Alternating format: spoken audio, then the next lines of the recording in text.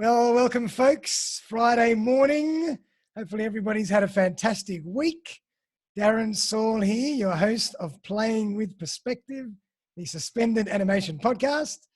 I've got episode 56 here with the famous Grant Thom, head fire starter, returns back in the Playing with Perspective Suspended Animation Studios. And I always very much enjoy our chats because we really get into some serious business content, and Grant always leaves us with some really great tips and tricks as well that we can implement straight away. And today we're going to be chatting about how to create serious memorability for your brand. So for everybody who doesn't know Grant is an accomplished businessman and digital ad agency owner and manages multiple agencies around the world. So if anybody's going to talk about building brand and memorability, Grant is the man. So Grant, before we jump in, maybe for the people that haven't seen your shows before, just give us a little insight into who you are. Thank you, Darren. Yeah, so my name's Grant Thom, and I'm what I refer to in my industry as a head fire starter. And often people say to me, so what is a head fire starter? Because it's quite an unknown title. Yeah. And basically, the way I perceive it is that I get conversations started. I look for opportunity and I get things ignited. I get things launched. I get things into the marketplace. I like to be known as a mentor come growth expert with the view to help businesses grow and scale. So I love businesses. Yep. I love their potential. I love their opportunity, and I love the passion of where they've started as to where they're going. Yep. I love the vehicle of which they are, from how they travel through stages like we're going through right now, where challenges are on the horizon. But ultimately, I like to see people win. I love it when young people win. I love youth. I love the energy of youth. So I love seeing their insight. But I love the wisdom of the older market, which I call the BBC market, which is the born before computer market. I love it. So we do a lot of that type of stuff. So yeah, I'm a head fire starter. I get things launched. I get things started. I get conversations going. That's what I do. Fantastic, mate. Fantastic. So, I mean, let's have a good chat about how things are going right now and how we can really create memorability for our brand so that when things start to open up a little bit, you know, we are the people that our customers call on first. So, I mean, and one thing that I've learned in this period is obviously, you know, going an extra mile, giving that wow factor, doing something special that not everybody else does really makes a big difference to building your brand in perpetuity. But, you know, what's your take on that? Darren, the subject, we're going to need a couple of episodes. We always do, unfortunately. No problem at all. But let's try and narrow it down. So basically, let's talk about when it comes to doing something a little bit extra. Now, first of all, with most people, it comes down to service. And it's quite hard when service is a service and it's the same old. I can't make a cup of coffee any different. Yep.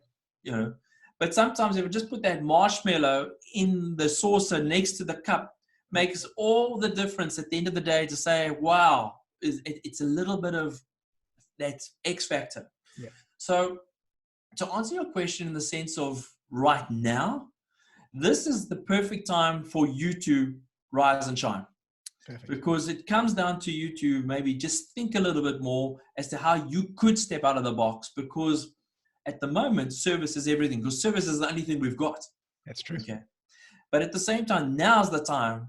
If you've never had this opportunity before because the market was very competitive, it's still going to be more competitive. It's going to be more overcrowded. It's going to be more desperate. Yes. But here's your time to really step forward and just deliver it in a slightly personal and memorable way. And I think a great opportunity in creating memorability is to get to know your customer. Yes. Because by knowing your customer, so for example, a gentleman buys coffee from you and you know him by his first name, yep, is more than a person that I don't know who it is. So it's a case of just knowing who they are, knowing how they like things, and knowing that you can adjust to their personal favoritism. Yes. Is the part of the service that I think can really win and excel and start developing a platform for brands to be remembered. I love that. And I love that, because I always say how you make your customers feel is the most important thing. So whether you're experience, it's the experience. If I'm paying for something and I'm complaining because my food is cold or the service was long or whatever, I'm helping you run your business. That's not what I'm there for. I'm paying for showmanship. Yes. Come and show me that my money is worth X to you. Yep. And that, you know what, if I paid X, that you actually gave me a 2 times X service, that I turn around and say, wow, that guy gave me service better than anyone else I've ever experienced. That was phenomenal. I'm going to go tell 2 friends. I'm actually going to tell 10 friends. That's It's right. ultimately what you want right now, because we're in the world of people telling stories. We're in the world of sharing stories. We're in the world of telling good experiences. Yep. Because when we have a bad experience, we make sure we let everybody know. Oh, yeah. Fantastic. And as you say, you know, we'll tell 2 friends, we'll tell 10 friends, but if it's really wow, we'll put it up on social media and we'll tell thousands of people at once how great it is. Well, not in that, take a picture. you might find there's a post. Yeah. And because you had a good experience, you might say, you know what, that was also, I'm going to contribute by sharing it. Yep, exactly. You won't just, I don't think you just automatically go and say, oh, listen, I had a great cup of coffee. I don't think you'll do that. But if so, you saw something, some content, and you said, wow, I'm going to contribute to this because these guys really impressed me, you would do that. Yep. And that's what it comes down to. But you must remember that you just need one off day to run 100 days of good work. Yeah, so you cannot have an off day. You need to make sure that your team are getting together and having a bit of a team talk before you start openings, just so that you're all on the same page. If anyone's a little bit down, how can you support them? Yep. How can you make sure that at the end of the day, which I've referred to before, the money line is met by a team pushing with the view to reach that objective? I love it. I love it. And you're touching on really leadership and culture here. And we've discussed that in a previous podcast. So if anybody's interested in having a look at, you know, the last podcast Grant and I did together, we really dove a little bit deeper into leadership and building a culture. Yeah. And that is what's driving the creating of experiences and wow factor for your customers. You know, you need to do that. Now, all that we've spoken about right now, Darren, is a platform. We haven't really got to positioning the brand yet. That's right. Okay. Now, the brand is, I believe strongly in this, that you need to educate the market as to the value that you are bringing them. Yep. And you need to do that on a consistent basis. You have to inform them. Yep. You have to remind them. Yep. And you have to make sure that you're educating them continually. Because as soon as you take it for granted that they know, someone else is going to capture that target audience and pull somewhere else. Because right now, we live in a market where you can get what you want, when you want, how you want, wherever you want, just because you want to. That's right. So there's nothing for granted anymore. So when we're living in times of stress where you're trying to get your business to go forward, now's the time that you've actually got to do 2, 3, 4, 10 times more effort for the same amount of money. So in one way, it's very demoralizing now, but long-term, you'll be the winner. Absolutely. In Rosebay, there's a gentleman that cuts hair. Yeah. And he's been there for donkey's years. Yeah. And he sits in his window, cutting people's hair. And as people go, he is waving to his clientele, being friendly, to a point that when they come back and they need a haircut, they're like, that guy was friendly. I think I'm going to pop in there next time.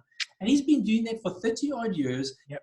And he's got his recipe and he knows how to do it and he knows how to treat the gentleman. He knows what the gentleman wants, and you're in and you're out and you're done. And yet he's got that window is his advertisement of all he does is as they're going by and he's cutting someone's hair, he's just gives someone a wave or whatever the case would be. And it goes a mile. And he doesn't have to do that. He can just ignore the world, cut someone's hair and ignore it. And his advertisement will shut down.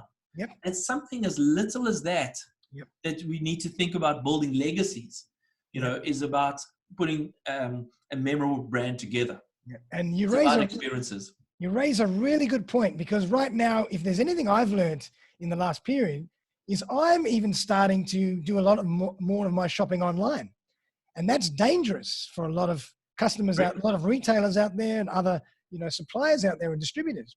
So you really have to think about how you can go that extra mile to make sure that you are able to compete in this new marketplace right now, post-corona. Well, let's talk about online for a second, Darren. Like I said, the subject is so diverse. We can talk forever and not get to the end. If, for example, you've ordered something online and it's arrived and you opened up the box and you've like, that's what I wanted. It's the microphone or it's the shirt or whatever the case. It's the food. Fine. You know, it did its job. Yeah. But imagine if you bought something and it arrives and you open a box and there's a handwritten note saying, "Dear Mr. So-and-so, I just wanted to thank you so much for taking the time to go online. Here is a $10 voucher for your next purchase. Beautiful. Use it on something you think will really be worthwhile." Now, where do you feel better? The first option or the second option? Oh, definitely the second option. Sure, the second option took more effort. But at the end of the day, the person felt, wow, I love this. I will keep this. I'm going to look again. What else there is what I'm going to think about. Okay. And that's where loyalty has worked so well in business space, in Woolies and, you know, airplane companies, you know, the Qantases, you know, they're working hard on that loyalty to own you, to hold you, to maintain you, to incite you, to invest in you, to reward you, that you come and buy here, not there. Yeah. Okay. Frequent flyer points. You know, you get the little frequent flyer points for your coffee as well, your coffee cards. You know, there's millions of examples of the same type of concept. Correct. Totally. And like I said, the subject is so diverse, but just on the online space, it is once again down to the experience that you experience. If you order something today and it arrived this afternoon, you're going to go, wow. If you open it up and it said, "Dear Grant," I'm like, they know my name. And then they said, "Because we loved you, the fact that you bought some groceries from us, we're going to give you a $10 or whatever." Instantly, I'm going, gee, we better keep this. This was important. I love that experience. I got something extra. Yeah.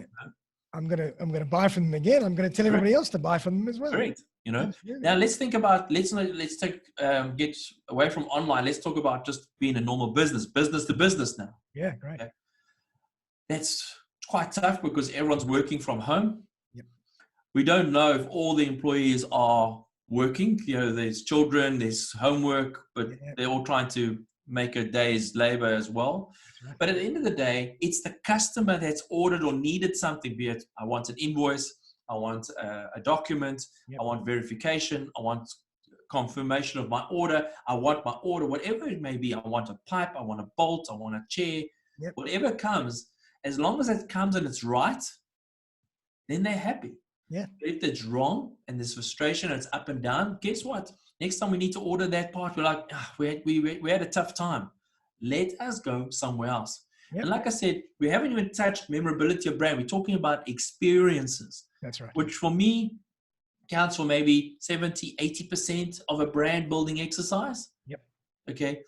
Brand building, memorability could be coming to what is the icon, what is the color, what is the words, how do I use it? So what I love right now in the digital age is that people start to use brands in sentences. It's like, hey, we want to have a meeting? Let's Skype.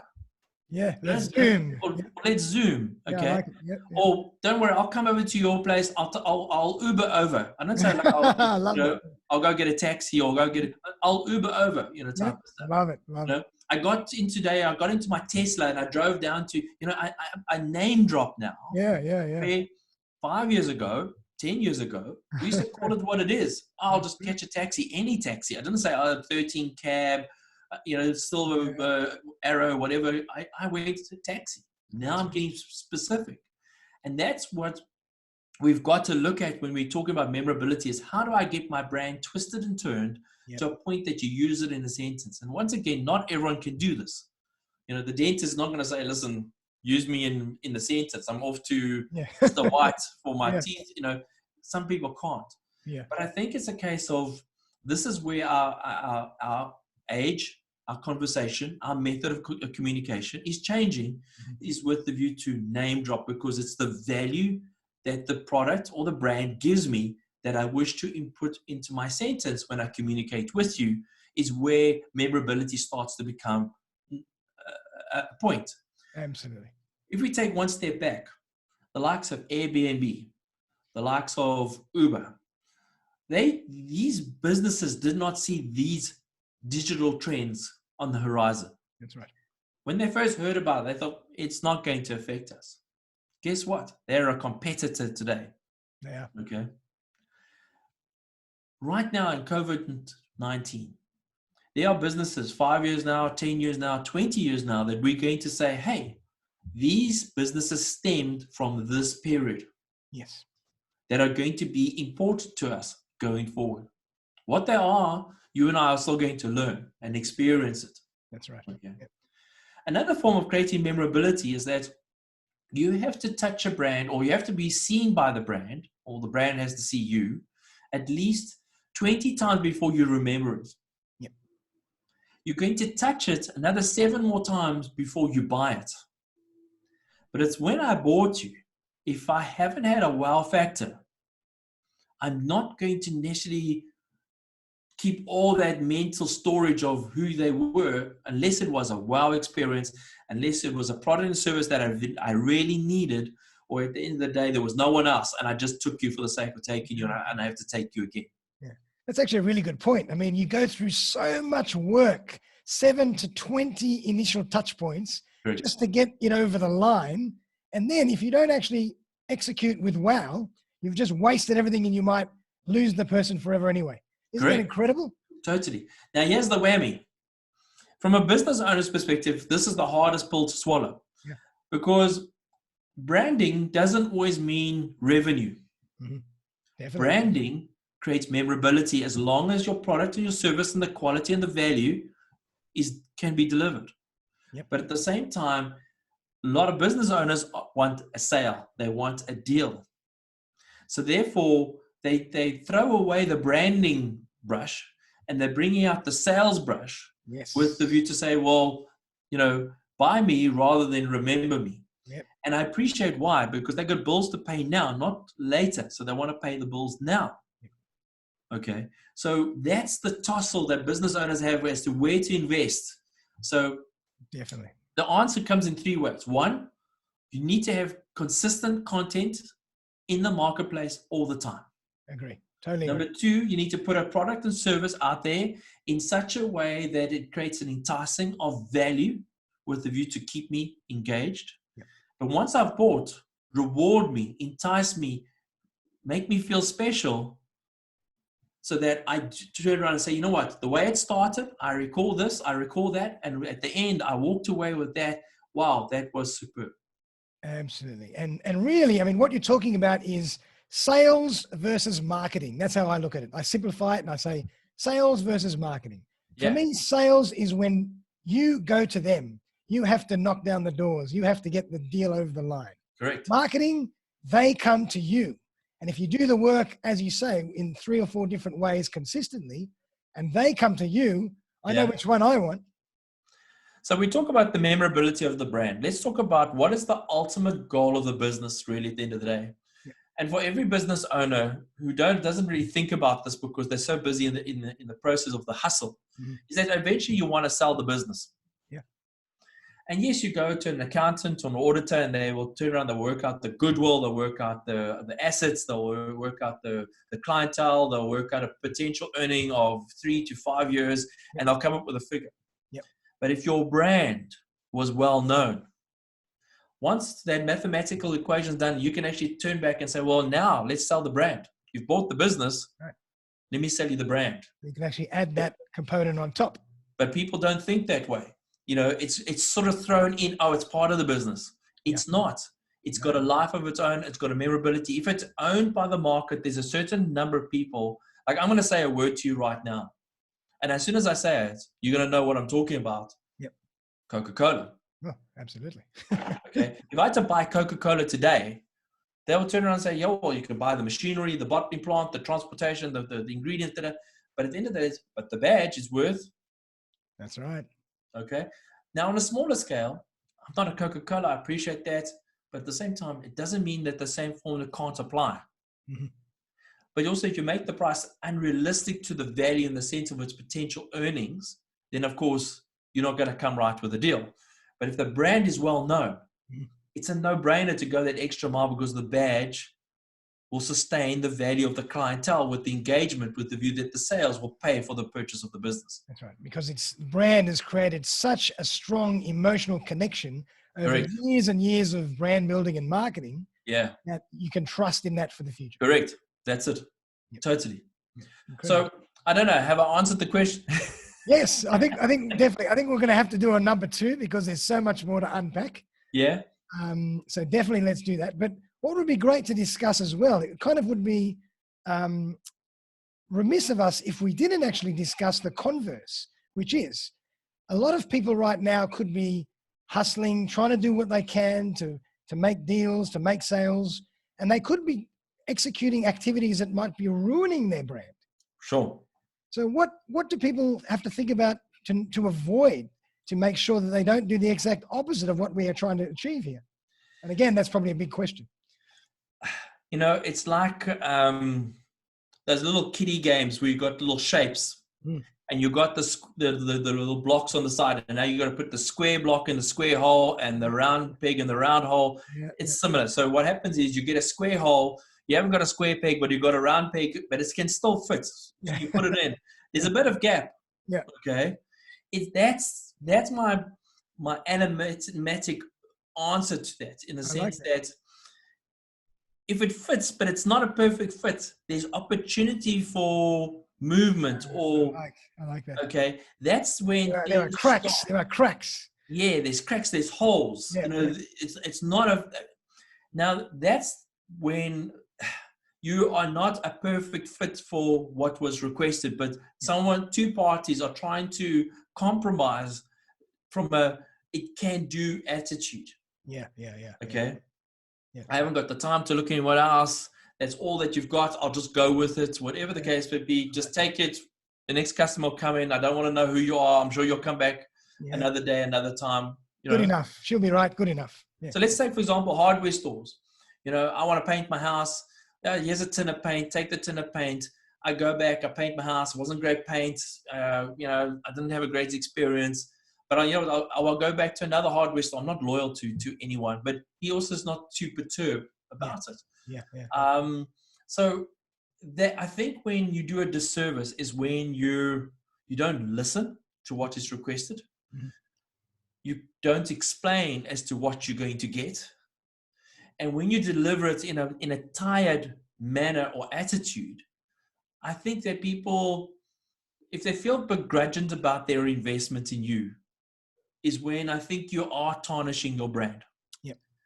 I think another part of going where it can go wrong is when you have opportunity, but you do not apply the opportunity to put your brand forward in a transaction or an opportunity. Say, for example, I deliver a box to your house. You've ordered it online, but I've got no branding on that box whatsoever. Mm-hmm.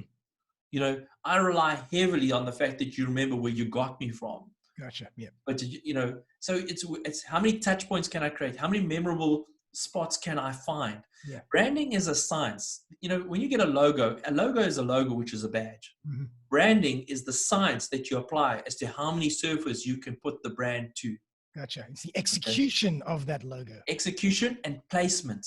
Yeah. Placement is everything. If I put it on the pen, or I put it on the slip when I pay, or I put it on my cup when I drink, or I've got it on my vehicle, or I've got it outside my building, or I've got it on my guy's uniform. It's how many times can I place that badge that eventually it works. And this is where designers, I think, go wrong, in the sense that they come up with a funky design that looks great on computer. But a good designer is a person who can make a great design be made by a machine in the industrial space. Yes. A machine has to make the sign. Yeah. A knitting needle has to embroider the badge. Yeah.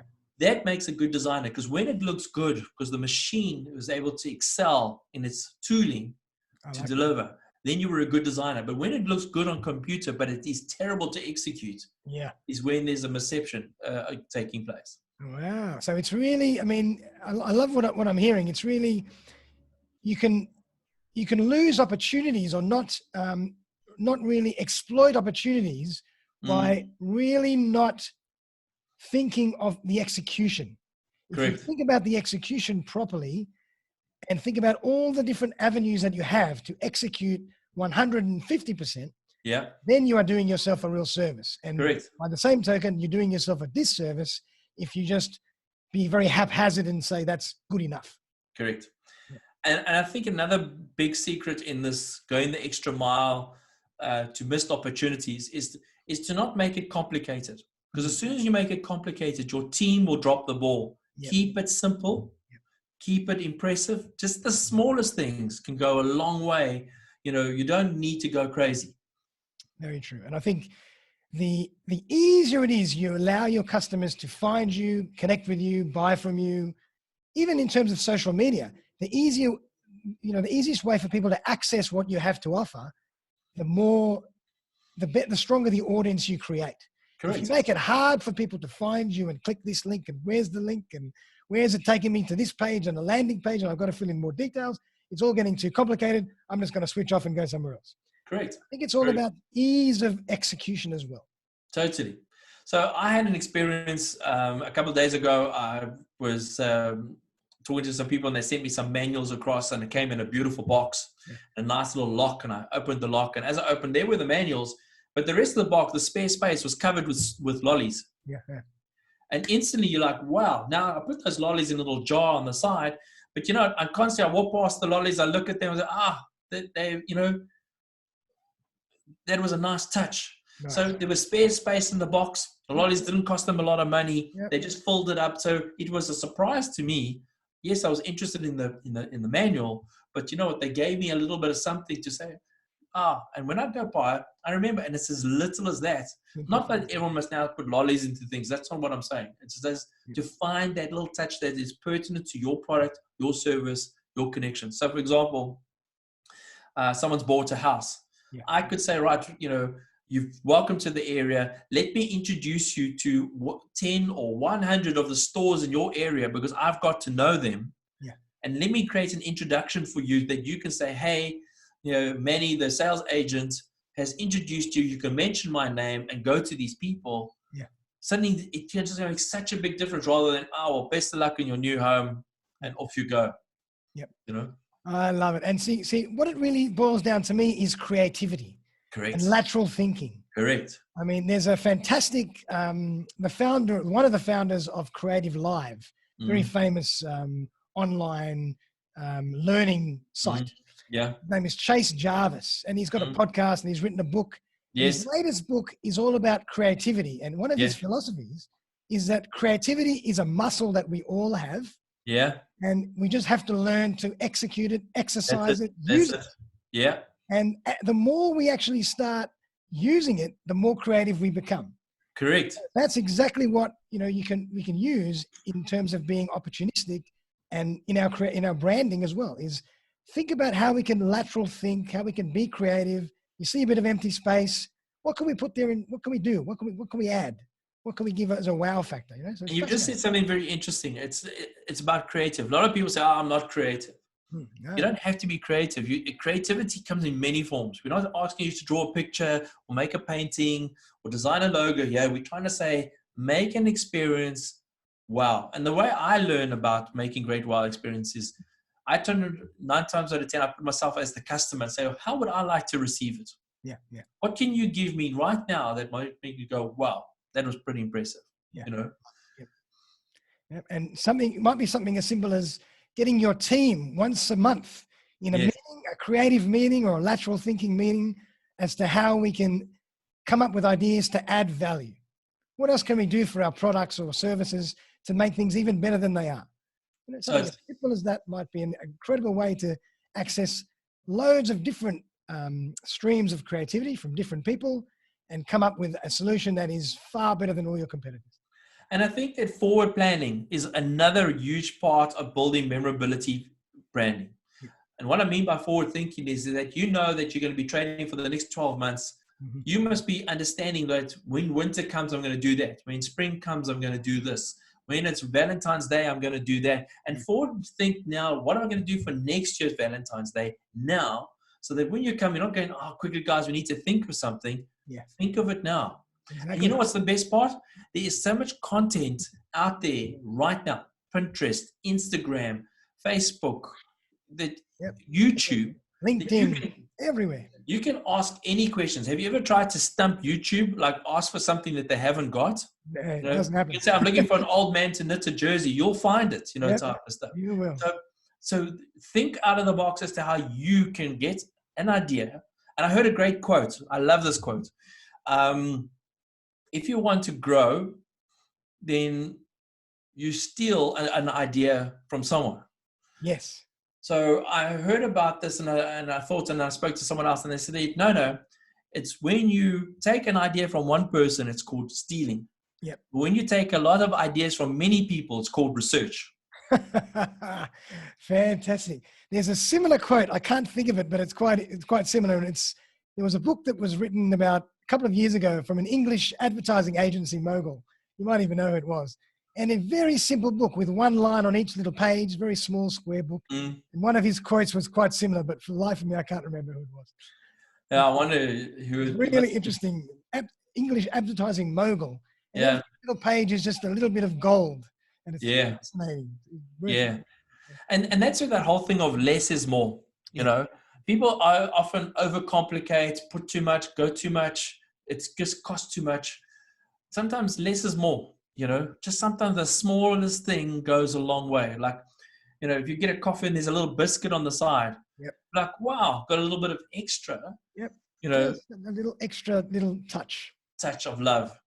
Fantastic. But I'm gonna find the book and I'm gonna put that book in the show notes for this episode. Yes, I think so people can access it because it's a really great book.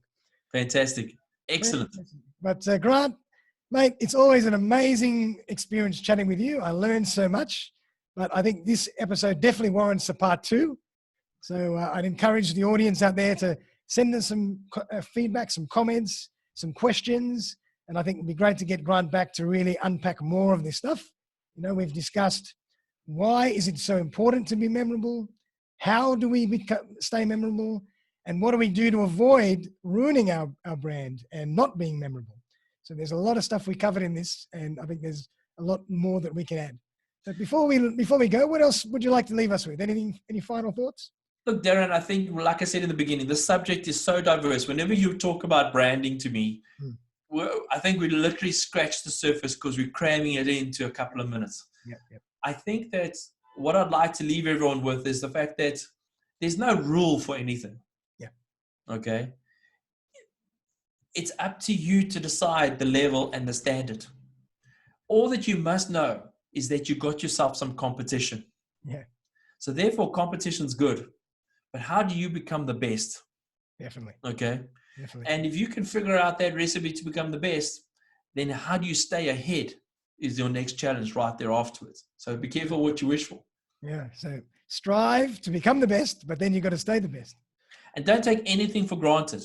You know, you have to revisit, reevaluate every single time. As soon as you take something for granted, I think very few people, 0.001% of people can take a business for granted. 100%. The rest of us have to work at it all the time. Yeah, because otherwise that's when the cracks start to form. Correct.